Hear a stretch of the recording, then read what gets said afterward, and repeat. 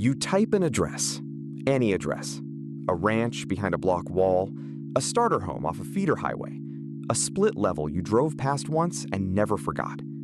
In less than a second, a number appears. Not an asking price, not an appraisal, a Zestimate. Millions of people do this every month. They treat the figure like a weather report for wealth. They screenshot it, they argue with it at dinner.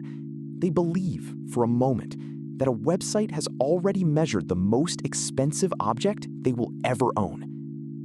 That number was never supposed to buy the house.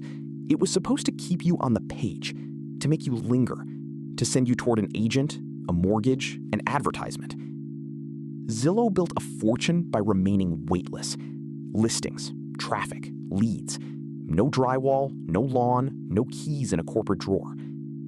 Then the company that taught America to check prices on a screen began writing checks for the houses themselves. By late 2021, Zillow is not merely describing the market, it is inside it.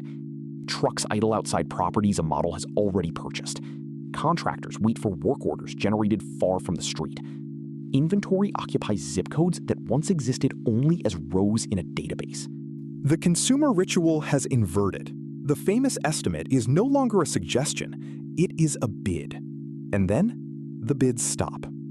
In November 2021, Zillow Group tells investors it will shut down Zillow Offers, the unit built to buy homes in cash, renovate them, and sell them for a spread.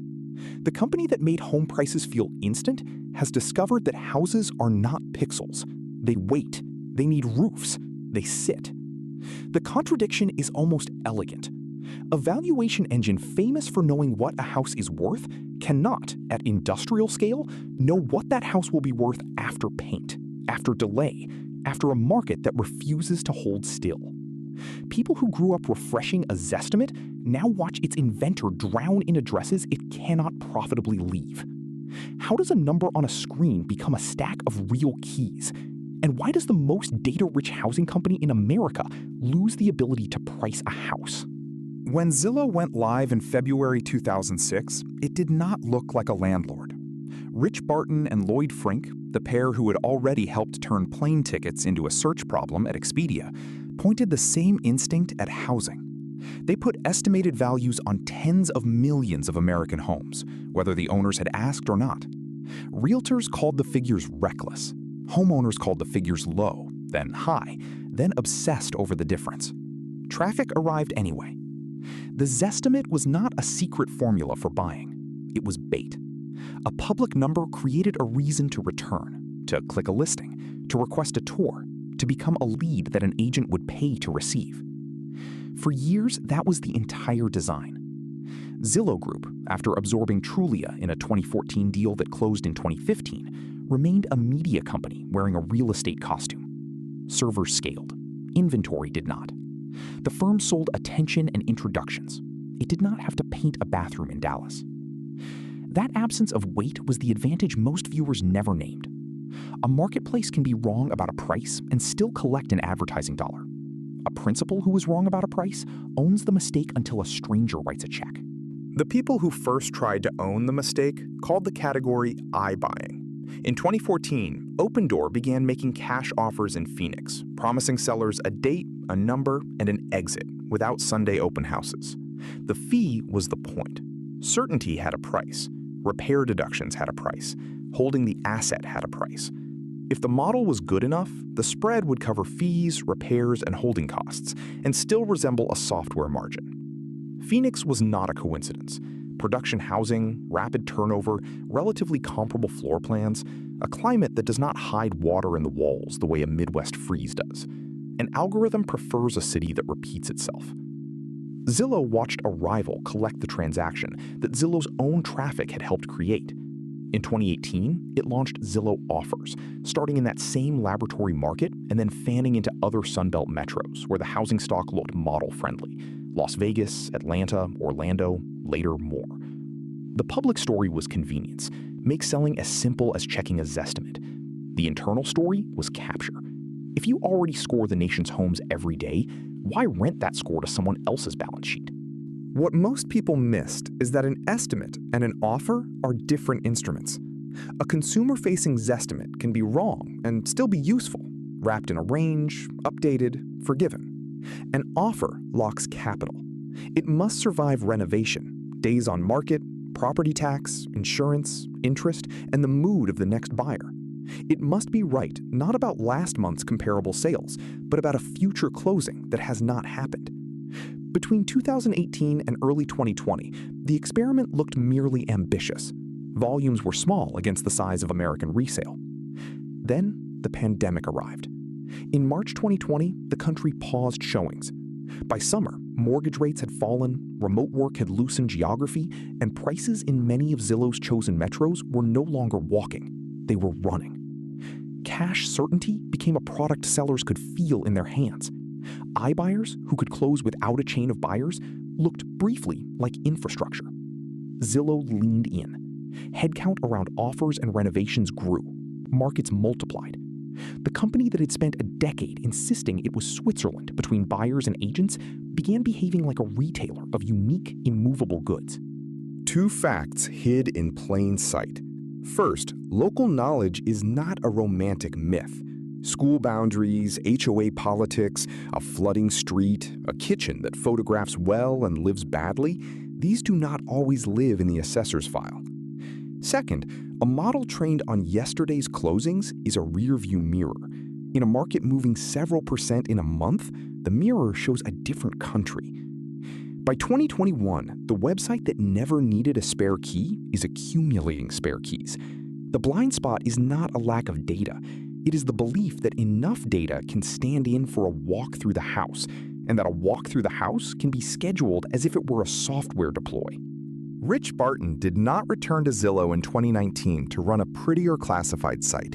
He had already co-founded the company, left, watched it become the default American address search, and come back as chief executive with a plainer hunger.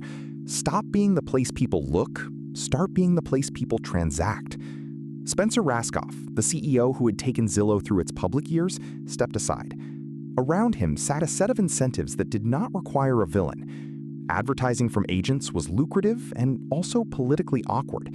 Those agents were the customers, and they were also the people Zillow's pricing transparency had spent years irritating. Wall Street had learned the premier agent story. It wanted the next chapter. Opendoor, heading toward a public listing through a 2020 merger with a blank check company, was writing that chapter in cash offers. If iBuying became the way ordinary sellers exited, Zillow could own the demand and still miss the closing. Inside Offers, the motive sounded like engineering. Take the Zestimate family of models, add inspection data, add renovation scopes, add resale forecasts, and produce a bid a human seller could accept in days. Speed was the product. Each additional metro was a vote that housing, long treated as local craft, was actually a pattern recognition problem waiting for enough closings. There's a particular confidence that appears when a company has already been told it was wrong. Realtors had said the Zestimate was a parlor trick. It became a household verb anyway. From that history, a dangerous inference is available. The street does not know what the model knows. Local agents in this telling are friction. Their open houses, their lag, their commissions. Remove them from the critical path and the market becomes humane. That inference is not a cartoon of greed. It is the hangover of being right too early, too publicly, too often. When your map of the country is better than anyone else's map, you start to believe the map can purchase the country. The life or death decisions are quiet.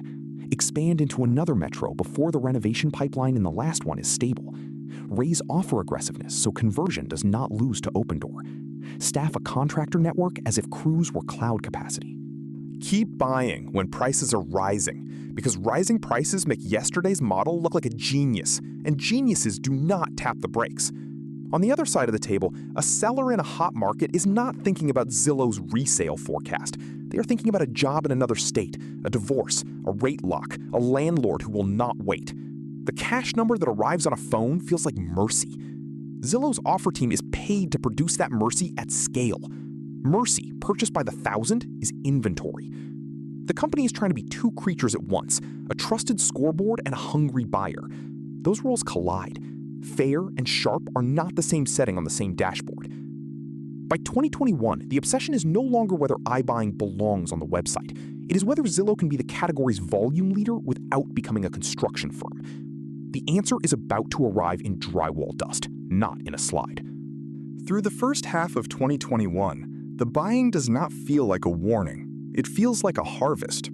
In Dallas, Tampa, Tucson, and a spreading list of metros, sellers accept cash.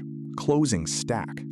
The model, trained across years when prices generally rose, treats further appreciation as weather that will continue. A house purchased today is assumed to be a more expensive house in 60 or 90 days, after cosmetic work, after a new listing photograph, after another buyer appears on the same app that sold the last one. The error is not a single wrong address, it is a systematic tilt. When an iBuyer overpays by 2 or 3%, the loss does not look dramatic on one closing disclosure. The whole business lives on thin spreads. Purchase price, renovation, holding costs, selling costs, and a convenience fee have to fit inside a margin that would bore a software executive and terrify a traditional flipper who only does 10 houses a year. Multiply a small miss by thousands of simultaneous bets, and the miss becomes a climate. Meanwhile, the physical plant refuses to behave like a sprint. Zillow does not merely need to be right about price, it needs crews. In 2021, those crews are scarce. Lumber, appliances, and labor have their own chaos. A scope of work that assumed 2 weeks of paint and carpet becomes 6 weeks of waiting for a subcontractor already booked across town. Every extra day the house sits, interest and taxes and insurance chew the spread. The algorithm can mark a kitchen as light rehab. The kitchen does not care. Neither does the permit office. Resale is the other clock. The same volatile market that made sellers eager makes buyers choosier on the way out. A home the company thought it would flip into a still rising tape meets a tape that has paused, or rotated, or decided that this floor plan is no longer the object of a bidding war. The forecast horizon for an iBuyer is not a decade. It is weeks. Weeks in 2021 are not weeks in 2019. Inside the firm, conversion pressure keeps the conveyor moving. Slow down offers and arrival takes the seller. Tighten prices and volume drops. And volume is how you justify the headcount already hired. The model, looking at recent comps that themselves include iBuyer purchases, can begin to confirm its own appetite. Prices paid become evidence for prices that should be paid. Autumn arrives with arithmetic.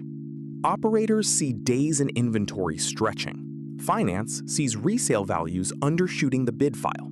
The renovation queue looks less like a factory and more like a traffic jam of unique problems. A slab leak here, a permit delay there, a neighborhood that cooled while the painters were waiting on cabinets. There is no single villainous meeting where someone decides to overpay America. There is a dashboard that still says go. October 2021. Zillow pauses new offers. The conveyor stops accepting houses. The old houses remain. They are not a software rollback. They are addresses, with lawns, with HOA letters, with utility bills in a corporate name. On November 2nd, 2021, the quarter's results arrive with the shutdown. The homes segment, which was supposed to prove the company could be more than advertising, stops being a cash buyer of last resort. Executives describe a pricing engine that failed to forecast home prices and renovation costs with the accuracy industrial buying requires. Look at the inventory.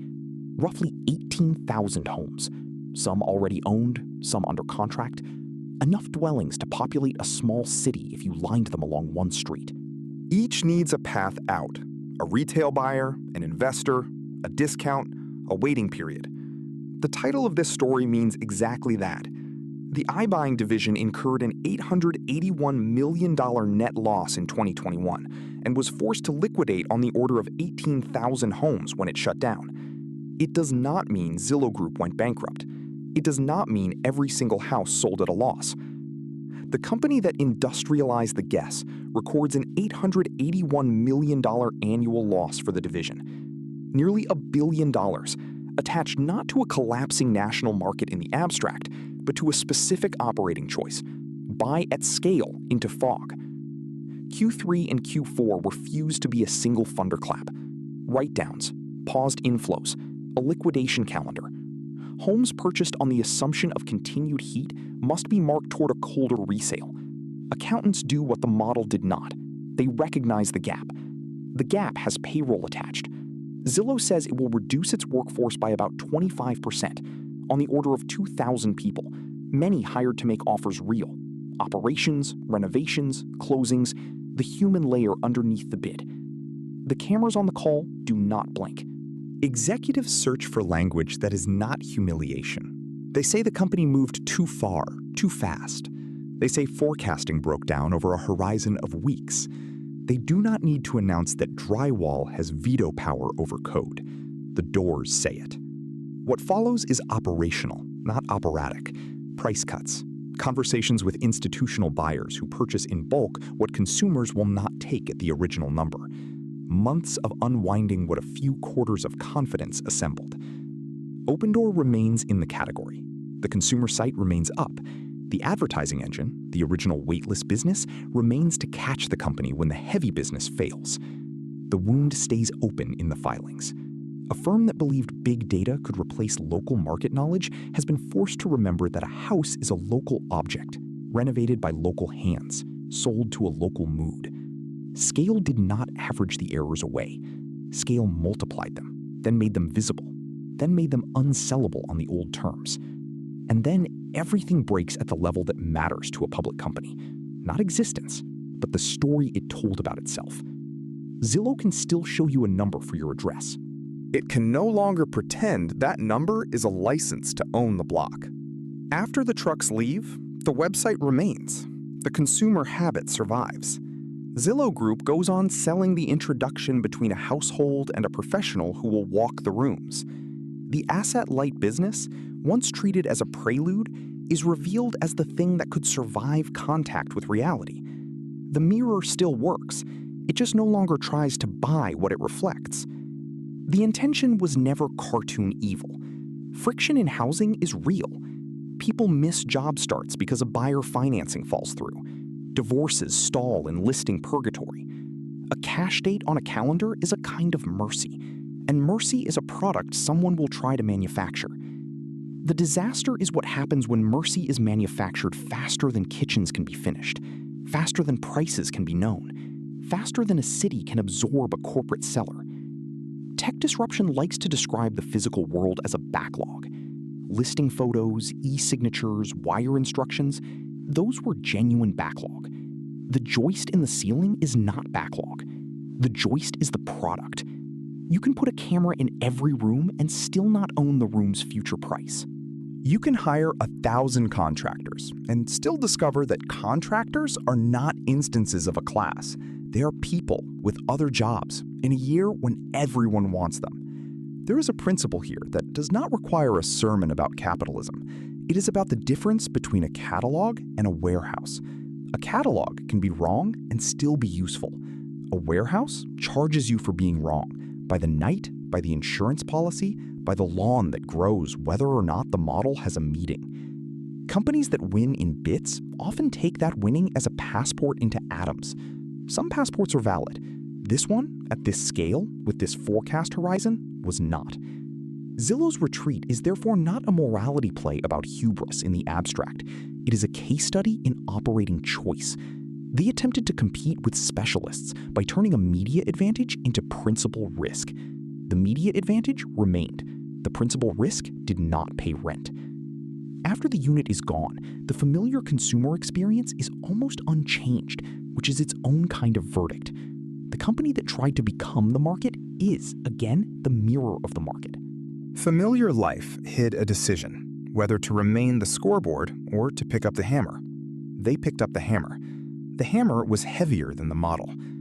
Other iBuyers continue, humbled, more careful, or later wounded in their own ways. The category did not vanish because one giant stepped out.